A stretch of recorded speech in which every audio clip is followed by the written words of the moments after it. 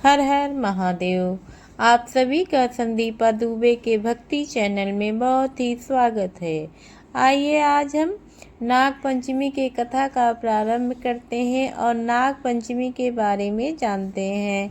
नाग पंचमी सनातनी संस्कृति का एक अत्यंत पवित्र त्योहार है जो प्रतिवर्ष सावन मास के शुक्ल पक्ष की पंचमी तिथि को मनाया जाता है। इस दिन नाग देवताओं की पूजा की जाती है। सावन का महीना भगवान शिव को पूर्णतया समर्पित रहता है। शिव जी के गले का श्रृंगार स्वयं नागराज वासुकी जी ही हैं। आइए हम अपने नाग पंचमी की कथा का प्रारंभ करते हैं।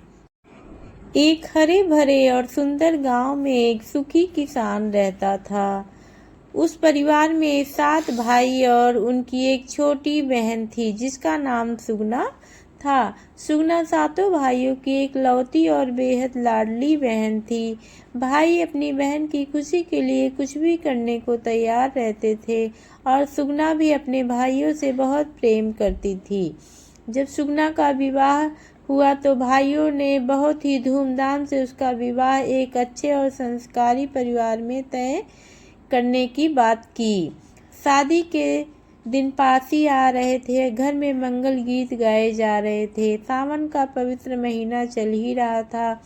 चारों तरफ रिमझिम बारिश हो ही रही थी।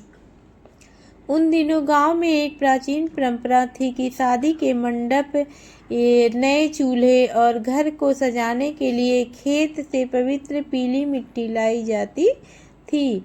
यह मिट्टी लाने का रस्म घर के बड़े बेटी अपने भाइयों के साथ मिलकर पूरी करती थी।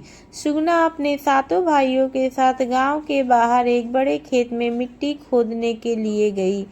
भाई बड़े चाव से कुदाल से मिट्टी खोद रहे थे। तभी अचानक मिट्टी के नीचे एक विशाल और तेजस्वी नाग निकलकर आया। भाइयों की कुदाल अनजाने में नाग देवता को लग गई, जिससे वे थोड़े घायल हो गए। क्रोध में आकर नाग देवता ने अपना विशाल फन फैला लिया और फुफकारने लगे। नाग देवता को इतने भयानक क्रोध में देखकर 7 भाई डर के मारे कांपने लगे। अपनी जान बचाने के लिए उस सांप पर लाठी उठाने ही वाले थे कि सुगना ने तुरंत उन्हें रोक दिया। सुगना बहुत ही धार्मिक, दयालु और समझदार लड़की थी। उसने अपने भाइयों से कहा, भाइयों एक बार रुक जाओ, इन्हें मत मारो। यह कोई साधारण सांप नहीं बल्कि साक्षात नाग देवता है। इन्हें नुकसान पहुंचाना महापाप होगा। सुगना ने तुरंत नाग देवता के सामने हाथ जोड़कर अपना सिर झुकाया और बोली, हे नागराज, मेरे भाइयों से अनजाने में यह भूल हो गई है। वे आपकी महिमा को नहीं जानते हैं, कृपया उन्हें क्षमा कर दीजिए। मेरी शादी होने वाली है। आप मेरी शादी में भी भाई बनकर जरूर आना और मुझे आशीर्वाद देना। सुगना की यह निश्चल, पवित्र और प्रेम भरी बातें सुनकर नाग देवता का क्रोध तुरंत शांत हो गया। उन्होंने अपना फन नीचे कर लिया और चुपचाप मिट्टी के रास्ते वापस चले गए। सुगना और उसके भाई मिट्टी लेकर सुरक्षित घर लौट गए। सुगना की शादी का शुभ दिन आ ही गया। घर में सगे संबंधी और मेहमानों की भारी भीड़ थी। सुगना के मन में एक अटूट विश्वास था कि उसने जिसे सच्चे मन से भाई माना है वह नाग देवता अपनी बहन को आशीर्वाद देने जरूर आएंगे। तभी शादी में मंडप में एक अत्यंत तेजस्वी और सुंदर युवक प्रकट हुआ। उसके हाथों में सोने चांदी की कीमती आभूषण, रेशमी कपड़े और ढेर सारे उपहार थे। उस युवक ने आकर कहा कि वह सुगना का मुंहबोला भाई है और दूर देश से आया है। यह युवक कोई और नहीं बल्कि स्वयं नाग देवता थे, जो मनुष्य का रूप धारण करके अपनी बहन का उपहार दिए। जब सुगना अपने ससुराल में सुख शांति से रहती थी तो एक दिन वह तेजस्वी युवक उसे उसके मायके ले जाने के लिए आया। ससुराल वाले ने खुशी खुशी सुगना को उसके भाई के साथ विदा कर दिया। ससुराल से निकलने के बाद रास्ते में चलते चलते वह युवक सुगना को एक निर्जल जंगल में ले गया, जहाँ एक पुराना और गहरा कुआं था। वह पहुंचकर युवक ने अपने स्वरूप को बदल दिया और असली नाग का रूप ले लिया। नाग देवता ने सुगना से कहा, सुगना डरो मत, मैं कोई साधारण मनुष्य नहीं हूँ, बल्कि वही नाग हूँ जिसे तुम्हारे भाइयों ने खेतों में मेरे फन पे मार दिया था। सुगना पहले तो थोड़ा डर गई, लेकिन उसे अपने नाग भाई पर पूरा भरोसा था।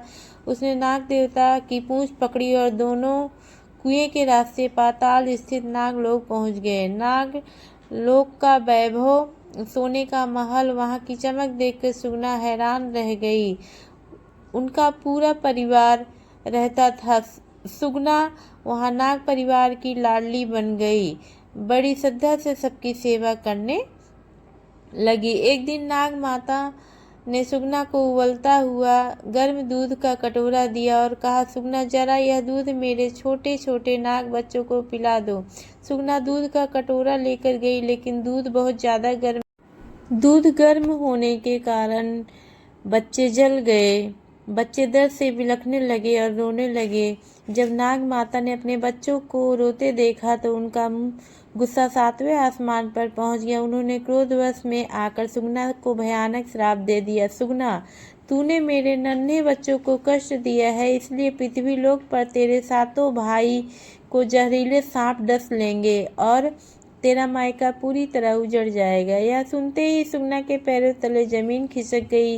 वह फूट फूट कर रोने लगी। उसने नाग माता के पैर पकड़ लिए और रोते हुए कहा, वह तो केवल उनकी आज्ञा का पालन कर रही थी। उसने अपने नाग भाई से भी क्षमा की गुहार लगाई गई।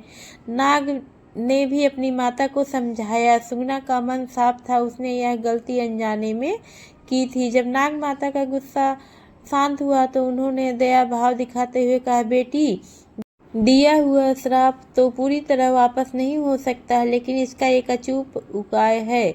यदि तुम पृथ्वी लोक पर जाकर सावन महीने की शुक्ल पक्ष की पंचमी तिथि को पूरे नियम और सच्चे मन से व्रत रखोगी, दीवार या मिट्टी पर नाग नागिन की आकृति बनाकर ठंडे दूध और लावे से हमारी पूजा करोगी, तो तुम्हारे भाइयों पर से मृत्यु का संकट टल जाएगा। सुगना ने नाग माता की बात मान ली। घर पर माता पिता और पूरे गांव में कोहराम मचा हुआ था, लेकिन सुगना ने अपनी हिम्मत नहीं हारी।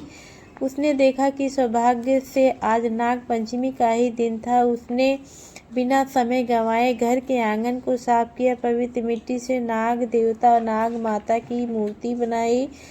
उन्होंने तांबे और चंदन अक्षत सारे सामान इकट्ठे कर लिए।